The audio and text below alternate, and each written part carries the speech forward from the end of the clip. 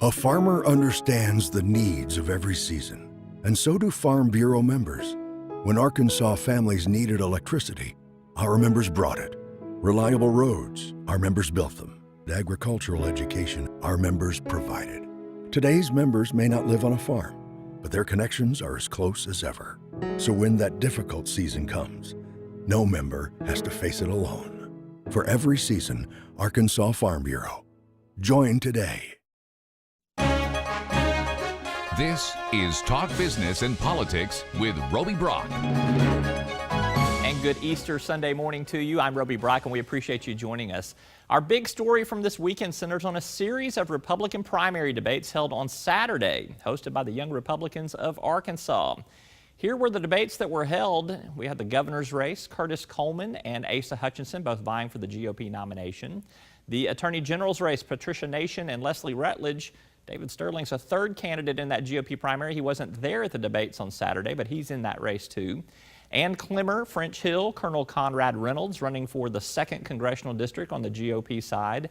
And the GOP 4th District Congressional lineup, Tommy Mall and Bruce Westerman. Now also this week, fundraising reports for those offices and more were reported. Joining me for analysis is Jason Tolbert. He's our resident conservative blogger on talkbusiness.net. He knows more about GOP politics and his little pinky than most of us know in our total brains. Thanks for being here, Jason. I appreciate you. It's not necessarily that much, Roby. And happy Easter to you, by the way. Happy Easter to you. He's risen. All right, let's talk about these debates and these races in general. Let's start first with Curtis Coleman, Asa Hutchinson in the GOP primary. I didn't sense that there was anything that was really a game changer in that debate on Saturday. No, I agree. It was a very lively debate. Both candidates kind of covered ground that had been covered before. Curtis Coleman has spent a lot of time talking about his business credentials, being a businessman coming from Safe Foods. And there was some discussion as to how much the state had assisted him with that. I think you did a report on that last week, and they kind of explored that a little bit further. And then, Coleman kind of shot back with some of the points he had made about Asa Hutchinson supporting Eric Holder in the past for Attorney General.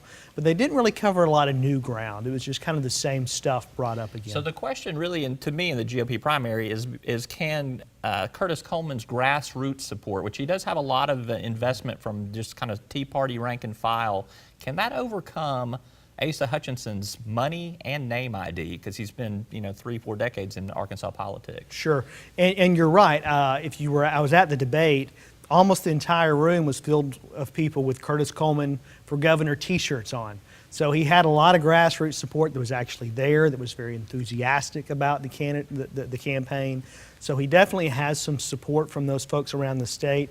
But if you look at fundraising, Curtis Coleman has almost no money ready to spend, ready to go, whereas Asa Hutchinson is well positioned, well over $1 million, and he should have no trouble getting his message out there on a much more widespread basis than Coleman's actually able to do. Let's shift to the Attorney General's race. We've got 3 in that race: David Sterling, we've got Patricia Nation, and we've got Leslie Rutledge on the GOP side. Nate Steele's the Democrat there. The 3 Republicans seem to be running as far to the right as they can, trying to outflank each other one on the right. That's got to help Nate Steele in a general election lineup, doesn't it?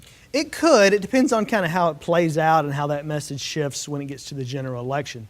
And it's hard to really get a gauge on that. That's one where there really isn't a clear front runner. I would say that one is probably likely to go to a runoff, just with 3 candidates into them. None of them have real strong name ID. David Sterling has picked up quite a few endorsements from some state lawmakers, from some organizations. Leslie Rutledge, I think, has slightly more fundraising than Sterling has. So it looks like probably the 2 of them will make it into the runoff, but it's really hard to tell. That one's kind of a wide open race. A good coin toss there. Let's go to the 2nd Congressional District. It really had one of the best one-line zingers there that I think we'll remember from this, where there was an exchange going on between French Hill and Colonel Conrad Reynolds about some sidewalks and French Hill's support for a local tax increase when he was with the Chamber of Commerce as a leader there. And he said, don't get your panties in a wad, Conrad, over this. Right. I'm glad you said that quote so I didn't have to. But I guess the question really is, can French Hill's obviously the front runner in that race. You saw more shots fired at him than anyone else in that race. So does that race go to a runoff, do you think, or is there a strategy and a realistic way for French Hill to win that race without a runoff? Well, I think that's really the key question. French Hill is way ahead on fundraising over the other two candidates. He's definitely going to be on the air more than the other two. He's going to have, all the TV time, all the commercials for the next month. But he's got to get over that 50% threshold to avoid that runoff, and that's going to be really hard to do. Both Ann Clemmer has a large degree of support, especially out in Saline County, where she represented them in the state legislature. Conrad Reynolds has a lot of Tea Party support. I think a lot of the people that support Curtis Coleman would also support Conrad Reynolds, so he's up there in Faulkner County, which has right. a good regional base too. So you've got that Saline County regional base, you've got that Faulkner County regional base, and then French Hill coming out of the most populous county in the district, Pulaski County. Exactly right. And so what's going to be interesting is if French is not able to get that 50% mark and it goes to a runoff, the runoff could be a much more difficult game for Mr. Hill because Saline County is going to have a lot of runoff elections. There's 9 candidates for sheriff in Saline County. And so turnout down in really Clemmer's strength is going to be big during the June runoff. And so if Ann Clemmer can make it into a runoff for French Hill, then it's sort of a whole new ball game. So it's kind of a question is, can she keep him below that 50% mark? And that remains to be seen. How does he spend his money? Does he spend it wisely? He doesn't have a lot of name ID right now, so how much can he boost that name ID in the next month? Yeah, it seems like he's going to be on air from now until May 20th. Yep. Okay, final race here with the congressional district in the 4th. You had Tommy Mall, Bruce Westerman. Took a few personal shots at each other, but at the same time, they are pretty much united in what they stand for in terms of their political philosophies. I don't see a lot of difference between those two candidates. Who has the advantage in the 4th congressional district? Well, that's another good question. That was by far the most tame debate today. Both candidates seem to agree on almost every issue. They both said one of their top priorities is repealing Obamacare. Right down the list. Both of them seem to agree with almost every position that Congressman Cotton has taken. Both of them said they opposed the Farm Bill.